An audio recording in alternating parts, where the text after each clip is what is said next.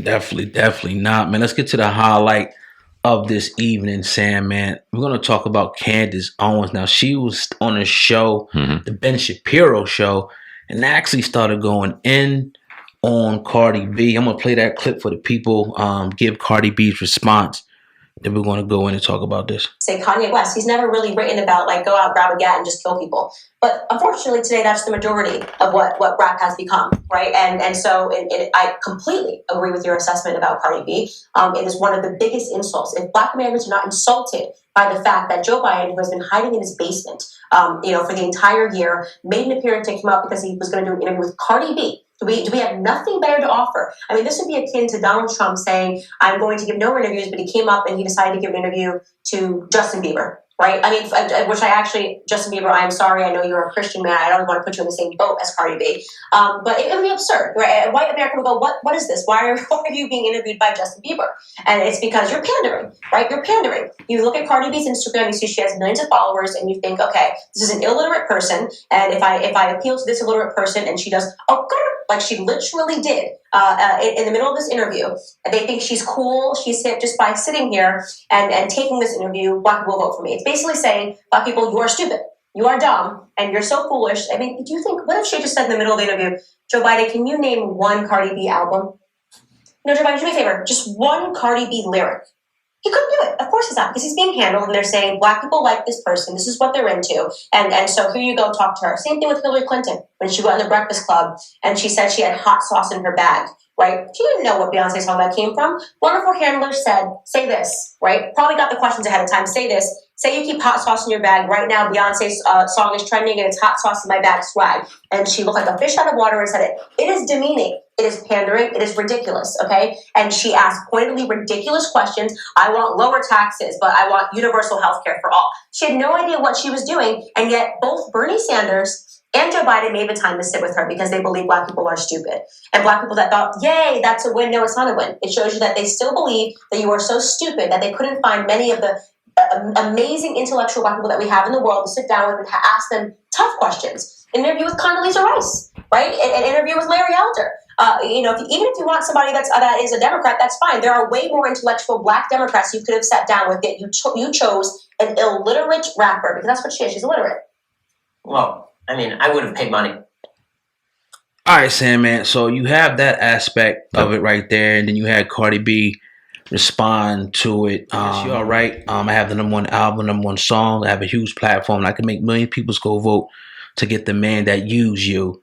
I don't want to argue with you, Candace. I really don't have the time. I honestly feel sorry for you. And, let's just deal with Candace Owens, man, because I got to agree 100% with what she said. There's no disrespect to a Cardi B, but I'm not going to comment on the illiterate thing. People, you can be the judge of that yourself. But as far as, these presidential candidates sitting down with people, why in the hell would you sit down with a Cardi B when you could? There's so much other people that represent the race way better. People who got, not the glorified degree, but that are MBAs that got, doctor's degrees, that went to Harvard. I mean, Michelle Obama's, these different people like this that are just professionals. All the Black women who are business women and business leaders and leaders in their families out there that you could have sat down and talked to. And this is always my problem.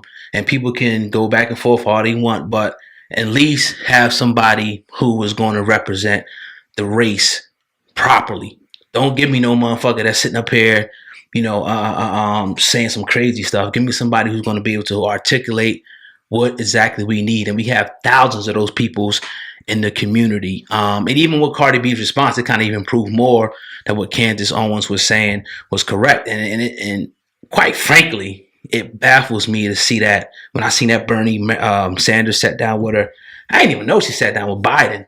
Yeah, recently. Yeah, Candace Owens is 100% correct in what she's saying, man, and salute to her. All right, I'll put it to you like this, because we seen that one and you didn't see another one that I saw, right? And this is the thing with Candace Owens, because she's very, very intelligent, and a lot of shit that she says is true. But the issue I have with her is it's kind of like she has a very, very solid intro. You're like, damn, that makes sense. And then in the ending is very, very solid. You're like, damn, it's 100. And then in the middle is some hateful real weird rhetoric in between, which I would love to have questions to her about. Like this clip I have up here that I won't play. I'll let you play. I'll let you hear it on the back end. But she basically said Cardi B is likelier to get killed by her husband Offset than she is by the police.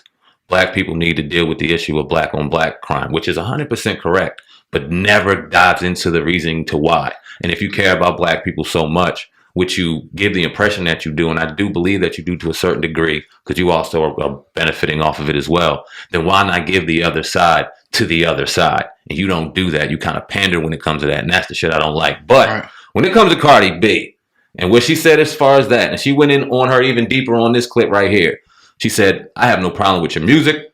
I have no problem with your personality. I think that you deserve to be on TV. But when you come into my world, you can't cry wolf when I cook you. You're in my world. Now, if I tried to come at you and start rapping, then I'm looking for clout and you have every right to green light me and cook me. But when you come here, expect this work. And she gave it to her. And I want to hear anybody argue with it. One, when you have these Democratic nominees, and we've been saying it since we found out he was the representative, we've been saying this ever since people have been screaming, get out Trump. And by no means, let's make this no mistake. No one's here pro-Trump. No one's here pro-that. This or that. We're trying to give you every side of the spectrum, which you're not getting everywhere else. Biden ain't no saint either. If Trump got the White Hook Ku Klux Klan mask on, then Biden got the red one on. It's just the same shit. It ain't no different. But we get sold to us this certain perspective, and they mess with our psyche and our subconscious mind by getting on these urban fucking viewed platforms where people know that they're being influenced and do some wild shit. That shit with Hillary Clinton was an absolute disgrace. And she gave credit to Charlamagne the God Candace Owens did for asking Biden tough questions, but we gave criticism to shit like that because how do you let that coon and buffoon go on your watch, Charlamagne? You should have been like, nah, hell no, you ain't doing that. But it was what it was, man. But I completely agree with Candace Owens when it comes to her commentary towards Cardi B, but I don't agree with the shit that she puts and sprinkles in the middle, man. I think that's divisive as hell. Yeah, and that's what I say about it, man. It's never a person I agree with everything they said. Yeah.